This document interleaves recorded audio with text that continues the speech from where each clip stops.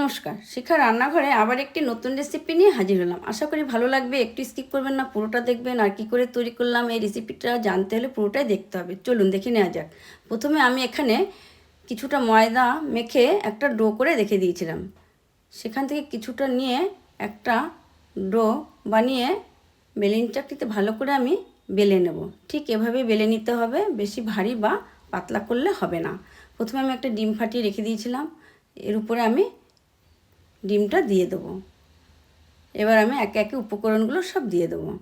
প্রথমে আমি 1 চামচ পেঁয়াজ কুচি দিয়ে দেবো, 1/2 চামচ লঙ্কা কুচি, 1/2 চামচ রসুন কুচি,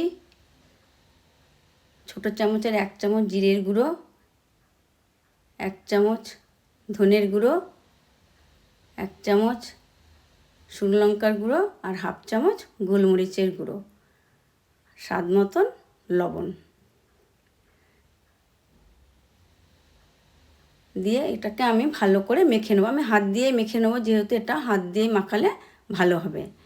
আর আমরা সাধারণত সন্ধ্যা হলে একটু মুখরোচক খাবার খেতে ভালোবাসি, তাই আজকে এই মুখরোচক খাবারটা তৈরি করলাম।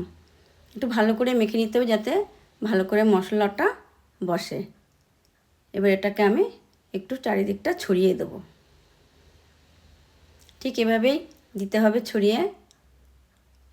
এবার এটাকে আমি 2 সাইড দিয়ে একটু ভাঁজ দিয়ে দেবো। এবার আর 2 সাইড আমি এভাবে মুড়ে দেবো যাতে মশলাটা বাইরে বেরিয়ে না আসে। এবার আমি ওভেনটা অন করে একটি প্যান বসাবো।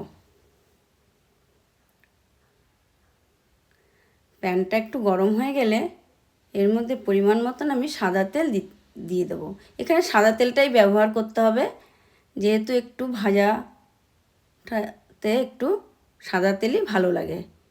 তেলটা গরম হয়ে গেলে তৈরি করে রাখা আমি মোগলাইটা এখানে দিয়ে দেবো। একটা পাশ হয়ে গেলে আর একটা পাশ উল্টে দেবো। ঠিক এভাবেই ভেজে নিতে হবে, বেশি কড়াও না বা বেশি পাতলাও না।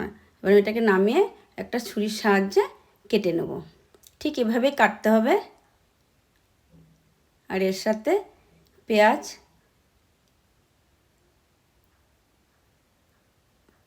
আর একটু সস হলে বেশ জমে যায়।